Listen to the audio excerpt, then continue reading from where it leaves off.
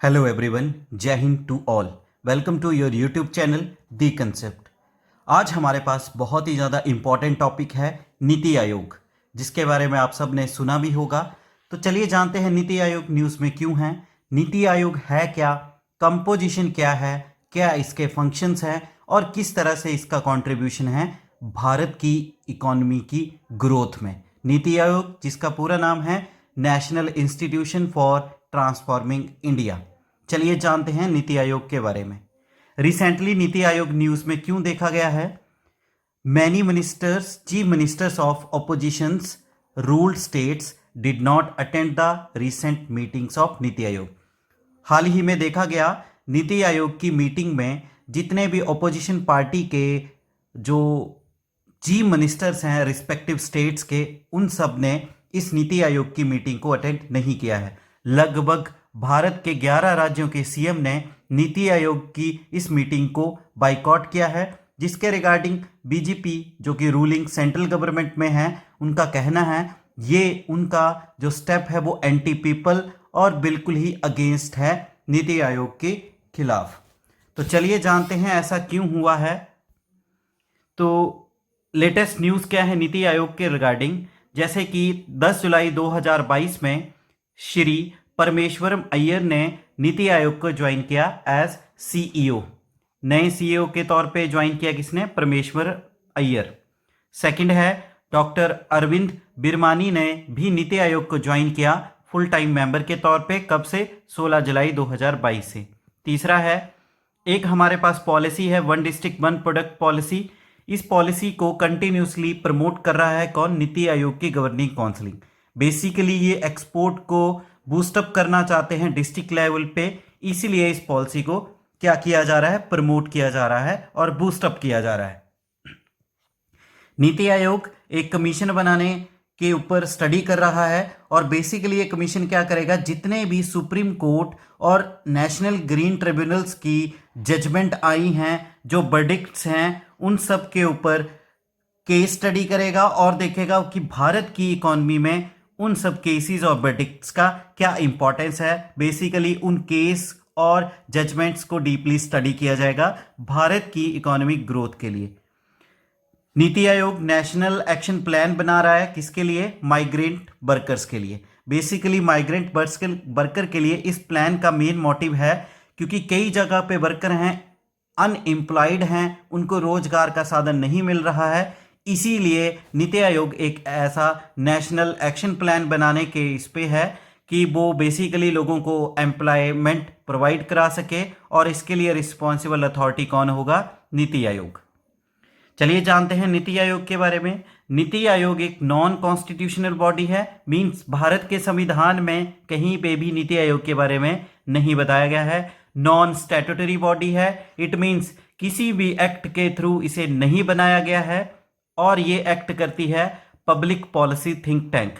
भारत की सरकार का ये एक थिंक टैंक के रूप में काम करता है। बेसिकली ये क्या करता है? ये एक थिंक टैंक है जो कि अलग अलग नीतियां बनाता है लोगों के लिए भारत की सरकार की तरफ से। इसकी स्थापना 2015 में की गई है। बेसिकली इसने रिप्लेस किया है प्लानिंग कमीशन को, जो कि पहले काम करता था टॉप डाउन अप्रोच के ऊपर।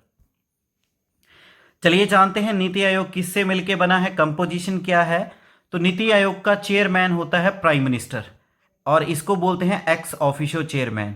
जो भी भारत का प्राइम मिनिस्टर होगा वो ऑटोमेटिक ही नीति आयोग का चेयरपर्सन बन जाएगा, और ये वेरी इंपॉर्टेंट क्वेश्चन है पेपर के परस्पेक्टिव से।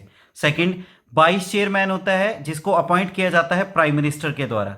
तीसरा, गवर्निंग काउंसिल, जितने भी सारे राज्य और लेफ्टिनेंट गवर्नर्स हैं यूटीज के, उन सब को इसका मेंबर बनाया जाता है। यानी कि गवर्निंग काउंसिल के लिए मेंबर होते हैं जितनी भी स्टेट्स और यूटीज हैं, उन सब के चीफ मिनिस्टर्स और लेफ्टिनेंट गवर्नर जो हैं वो गवर्निंग काउंसिल के मेंबर होंगे। रीजनल काउंसिल की बात करें, ये बेसिकली रीजनल इश्यूज को एड्रेस करता है, और ये रीजनल काउंसिल बनी होती है चीफ मिनिस्टर से, लेफ्टिनेंट गवर्नर से, और इन रीजनल काउंसिल को जो चेयर किया जाता है या प्राइम मिनिस्टर खुद करते हैं या वो किसी और पर्सन को नॉमिनेट करते हैं। तीसरा है एड हॉक मेंबरशिप। इसमें क्या होता है? जो भी लीडिंग रिसर्च इंस्टीट्यूशन के ऑफिसर्स हैं उनको रोटेशनल बेसिस पे 2 मेंबर को एक्स ऑफिसो मेंबर बनाया जाता है एड हॉक मेंबरशिप का। X officio membership maximum 4 person होते हैं यूनियन काउंसिल ऑफ मिनिस्टर्स के, और इन सब पर्सन को नॉमिनेट किया जाता है 4 पर्सन को किसके द्वारा? प्राइम मिनिस्टर के द्वारा। फिर आता है आपका चीफ एग्जीक्यूटिव ऑफिसर जिसको सीईओ बोलते हैं। इसकी अपॉइंटमेंट भी भारत का प्रधानमंत्री करता है और इसका एक फिक्स्ड टेन्योर है। और सीईओ का रैंक जो है वो सेक्रेटरी जो भारत की गवर्नमेंट का होगा उसके बराबर देखा जाता है। स्पेशल इनवाइटीज होते हैं इसमें कंपोजिशन में, कोई एक्सपर्ट्स है रिस्पेक्टिव फील्ड्स का, स्पेशलिस्ट है जैसे नॉलेज जिस भी रिस्पेक्टिव फील्ड का है उन सबको नॉमिनेट किया जाता है किसके द्वारा? भारत के प्रधानमंत्री के द्वारा। बात करते हैं नीति आयोग की क्या इंपॉर्टेंस है। तो जैसे कि हम जानते हैं 65 साल पहले बना प्लानिंग कमीशन जो कि एक रिडंडेंट ऑर्गेनाइजेशन बन चुका था, यानी कि अब उसकी ज़रूरत नहीं महसूस हो रही थी। तो इसी वजह से क्योंकि वो कमांड तो करता था इकोनॉमी स्ट्रक्चर को बट लंबे समय तक नहीं कर पाया। इसी वजह से हम जानते हैं कि इंडिया एक डाइवर्सिफाइड कंट्री है। इंडिया में बहुत सारे बदलाव देखे जाते हैं, बहुत सारे चेंजेस होते हैं भारत में और भारत की स्टेट्स में, और भारत में इकोनॉमिक डेवलपमेंट के भी अलग अलग फेसेस देखे जाते हैं। तो भारत की इकोनॉमिक डेवलपमेंट की स्ट्रेंथ और वीकनेस को स्टडी करना बहुत ही ज़्यादा ज़रूरी है, क्योंकि पहले जो प्लानिंग कमीशन था उसकी अप्रोच थी one size fits all approach. It means एक ही साइज सभी को ही फिट कर जाएगा। तो ये बिल्कुल भी पुरानी हो चुकी थी, अब इसकी ज़रूरत नहीं थी। इसीलिए भारत जो था वो कम्पिटिटिव ग्लोबल इकोनॉमी नहीं बन पा रहा था। इसीलिए नीड हुई एक नए कमीशन को लाने की। प्लानिंग कमीशन को हटा दिया गया और बनाया गया आपके पास नीति आयोग। चलिए जानते हैं नीति आयोग और प्लानिंग कमीशन के बीच में क्या डिफरेंस है। नीति आयोग एक एडवाइजरी थिंक टैंक है, ये आपका थिंक टैंक है और ये एडवाइस करता है गवर्नमेंट ऑफ इंडिया को। वहीं प्लानिंग कमीशन एक एक्स्ट्रा कॉन्स्टिट्यूशनल बॉडी के तौर पे काम करता था। सेकंड, इसके जो मेंबर्स हैं बहुत ही ज़्यादा है वाइडर एक्सपर्टीज, मतलब अलग अलग फील्ड के एक्सपर्टीज के मेंबर नीति आयोग के मेंबर्स देखे जाते हैं। वहीं प्लानिंग कमीशन में बहुत ही लिमिटेड एक्सपर्ट्स थे, इसी वजह से वो इतना ग्रो नहीं कर पाया। और नीति आयोग सर्व कर रहा है as a spirit cooperative federalism को बढ़ावा देने के लिए, जिसके कारण सेंटर और स्टेट्स को इक्वल इंपॉर्टेंस दी जाती है, इक्वली दोनों को अपलिफ्ट कराया जाता है इकोनॉमी के डेवलपमेंट में, सोशली पॉलिटिकली। वहीं प्लानिंग कमीशन क्या था, जहां पे एनुअल बेसिस पे ही स्टेट्स की पार्टिसिपेशन देखी जाती थी, रेगुलर स्टेट्स की पार्टिसिपेशन नहीं थी। जो नीति आयोग का सेक्रेटरीज है उसे हम बोलते हैं सीईओ, और इसको अपॉइंट करता है भारत का प्राइम मिनिस्टर। और रिसेंटली हमारे नए सीईओ बने हैं परमेश्वरम अय्यर। वहीं प्लानिंग कमीशन के सेक्रेटरी की बात करें तो यूजुअल प्रोसेस था, उनको नॉर्मली अपॉइंट किया जाता था, कोई अलग से कोई मेथड नहीं था। वहीं नीति आयोग का फोकस है बॉटम अपर अप्रोच, मतलब नीचे से लेकर ऊपर तक अप्रोच करेंगे, भारत की अर्थव्यवस्था और सोशल और पॉलिटिकल अप्रोच को और ज़्यादा बढ़ाएंगे, जिसके कारण इंडिया एक डेवलप्ड नेशन बन पाए। वहीं प्लानिंग कमीशन का अप्रोच था टॉप डाउन, ऊपर से नीचे तक। बहुत ज़्यादा डिफरेंस है, ये नीचे से ऊपर की तरफ को अप्रोच करते हैं, वो ऊपर से नीचे की तरफ। नीति आयोग बिल्कुल भी पोजेस नहीं करता है कि पॉलिसी को इम्पोज किया जाए, मतलब लागू की जाए। वहीं प्लानिंग कमीशन में जितनी भी पॉलिसी थी स्टेट या सेंटर की, उन सबको जो भी फंड्स एलोकेट किए जाते थे उसके अकॉर्डिंग उनको इम्पोज यानी कि लागू करना ही पड़ता था। नीति आयोग के पास पावर्स नहीं है फंड्स को एलोकेट करने की, क्योंकि फंड्स को एलोकेट करने की पावर सिर्फ भारत के फाइनेंस मिनिस्टर के पास है। वहीं प्लानिंग कमीशन में इसके पास पावर थी, ये फंड्स को एलोकेट कर सकते थे अलग अलग मिनिस्ट्रीज को, अलग अलग राज्य की सरकारों को। तो ये था डिफरेंस नीति आयोग और प्लानिंग कमीशन का। वहीं बात करते हैं नीति आयोग के 7 पिलर्स हैं, तो जानते हैं नीति आयोग के 7 पिलर कौन से हैं। पहला है प्रो पीपल। बेसिकली नीति आयोग का टारगेट है लोगों के लिए काम करना, लोगों के लिए पॉलिसी बनाना, लोगों की अपलिफ्टमेंट कराना, क्योंकि यही लोग भारत का भविष्य है, यही लोग भारत को इकोनॉमिक डेवलपमेंट में ग्रो कराएंगे और भारत एक डेवलप्ड नेशन बनेगा। दूसरा पिलर है प्रो एक्टिविटीज, ऐसी एक्टिविटीज की जाए जहां पे भारत के नागरिकों का भी सहयोग हो और जहां पे भारत के नागरिकों की जिस चीज की जरूरत है उस हिसाब से वो एक्टिविटीज, वो गतिविधियां की जाए जो कि भारत में जिस चीज की मांग बढ़ती जा रही है। तीसरा पिलर है पार्टिसिपेशन। बेसिकली नीति आयोग यही कोशिश करता है कि भारत की डेवलपमेंट के लिए ज्यादा से ज्यादा भारत के नागरिक ही जो है पार्टिसिपेट करे, क्योंकि लोगों का योगदान ही देश को ऊपर उठा सकता है। फोर्थ पिलर है एम्पावरिंग, सशक्त बनाना। बेसिकली इसमें फोकस किया गया कि भारत का हर नागरिक सशक्त बने, यानी कि सेल्फ रिलायंट, और बेसिकली टारगेट किया गया है वुमेन्स को। वुमेन्स सभी एस्पेक्ट में एम्पावर्ड होना बहुत ही ज़्यादा ज़रूरी है, क्योंकि देश की वुमेन सशक्त बनेगी तो देश की ग्रोथ में भी आपकी एक्सेलरेशन देखी जा सकती है। पांचवा पिलर है इंक्लूजन ऑफ ऑल। सभी प्रकार, सभी कास्ट, सभी जाति, सभी जेंडर के लोग अगर भारत के मिल के काम करेंगे तो भारत को नंबर 1 इकॉनमी बनाने से कोई भी नहीं रोक सकता है, और यह भी एक पिलर है नीति आयोग का।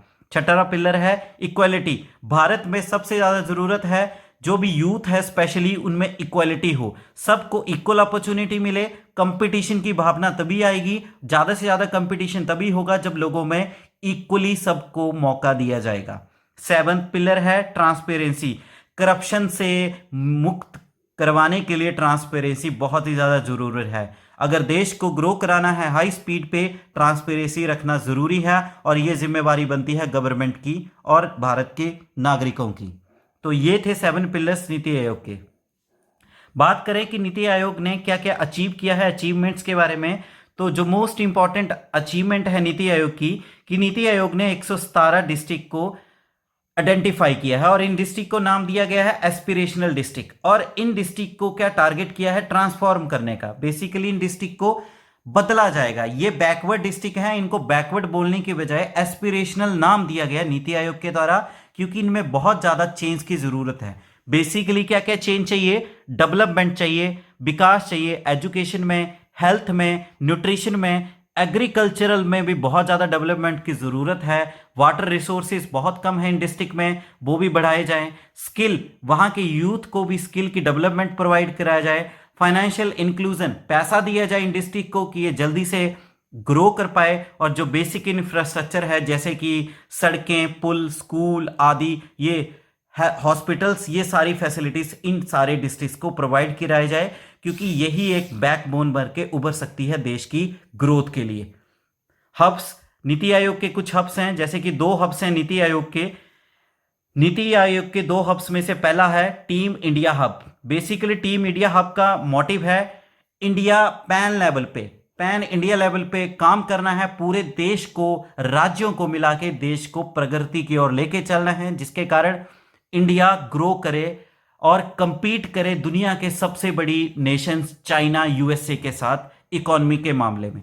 दूसरा हब है नॉलेज एंड इनोवेशन हब। बहुत ज्यादा कोशिश की जाती है नीति आयोग के द्वारा कि नॉलेज और इनोवेशन हब में भी ये रिस्पेक्टिव काम करे। मींस बहुत ज्यादा इनोवेटिव आइडियाज को अप्रोच किया जाए, जैसे कि एमएसएमई सेक्टर है, बहुत सारे एंटरप्रेन्योर्स इंडिया के पार्टिसिपेट कर रहे हैं, लोगों को कम इंटरेस्ट दर पे लोन दिया जा रहा है। इस तरह से काम किया जा रहा है कि ज्यादा से ज्यादा लोगों का और यंग पावर का पार्टिसिपेशन मिले।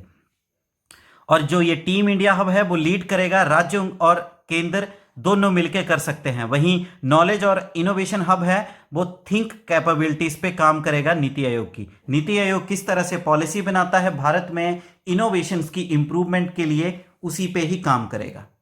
फंक्शंस क्या है नीति आयोग के, तो बेसिकली इसके 4 मेन फंक्शंस देखेंगे हैं नीति आयोग के। पहला फंक्शन है design policy and program framework. Basically NITI Aayog क्या करता है, नीतियों को तैयार करता है और जो प्रोग्राम लोगों के लिए, देश की ग्रोथ के लिए इंपॉर्टेंट है उनको तैयार करके देता है। दूसरा है फॉस्टर कोऑपरेटिव फेडरलिज्म। ज्यादा से ज्यादा बूस्टअप किया जाता है कि सारे देश के लोग कोऑपरेट करें, सेंटर और स्टेट आपस में कोऑपरेशन के साथ काम करें, क्योंकि सेंट्रल गवर्नमेंट अगर स्टेट गवर्नमेंट मिलजुल के काम करेंगी, देश की अपलिफ्टमेंट में एक एक्सेलरेशन देखा जाएगा। तीसरा फंक्शन है monitoring and evaluation. NITI Aayog basically बहुत सारी पॉलिसीज को मॉनिटर भी करता रहता है, जांच पड़ताल करता रहता है, इवेल्युएट करता रहता है कि अब वो पॉलिसी सही तरीके से काम कर रही है, किस पॉलिसी की अभी आगे और ज़रूरत देखी जा सकती है और किस पॉलिसी की आगे ज़रूरत नहीं पड़ सकती है। इन सारे एनालिसिस को करता है नीति आयोग। फोर्थ है थिंक टैंक। एक थिंक टैंक के रूप में नीति आयोग काम करता है। नॉलेज एंड इनोवेशन हब के रूप में काम करता है, क्योंकि NITI Aayog government of India को बहुत सारी पॉलिसीज के लिए एडवाइस करता है और बहुत सारी पॉलिसीज को तैयार करता है। स्पेशलाइज्ड विंग्स क्या है नीति आयोग के? तो बेसिकली 3 विंग्स हैं आपके नीति आयोग के जो बेसिकली काम करते हैं। फर्स्ट है आपका रिसर्च विंग। ये नीति आयोग का रिसर्च विंग बेसिकली टारगेट करता है रिसर्च पे। ये देश भर में रिसर्च करेगा, कौन से इश्यूज मेजर देखे जा सकते हैं या चल रहे हैं, उन इश्यूज के कैसे डील किया जा सकता है और उन इश्यूज को आइडेंटिफाई करना है रिसर्च विंग का काम। दूसरा है आपका कंसल्टेंसी विंग। कंसल्टेंसी विंग जो रिसर्च इश्यूज हैं उनको आइडेंटिफाई करने के बाद जो भी प्रॉब्लम सामने आती हैं उन सारी प्रॉब्लम को आपस में डिस्कस करते हैं, उन प्रॉब्लम्स का सोल्यूशन निकालते हैं कि कैसे उन प्रॉब्लम्स को रिजॉल्व किया जाए as soon as possible. Third है team India wing. Team India wing ये बेसिकली टारगेट करता है जो भी प्रॉब्लम्स है उनके ऊपर पॉलिसी बनाया जाए और उन पॉलिसीज को पूरे भारत में अच्छे तरीके से इंप्लीमेंट की जाए और भारत की डेवलपमेंट के लिए बहुत ज़्यादा हेल्पफुल रहे। तो ये बेसिकली 3 विंग्स हैं नीति आयोग के। तो इस तरह से ये था नीति आयोग का। किस तरह से नीति आयोग न्यूज़ में था, क्योंकि रिसेंटली 11 स्टेट्स के सीएम ने बाइकआउट कर दिया इसकी मीटिंग को, जिसकी मीटिंग को हेड करता है भारत का प्रधानमंत्री।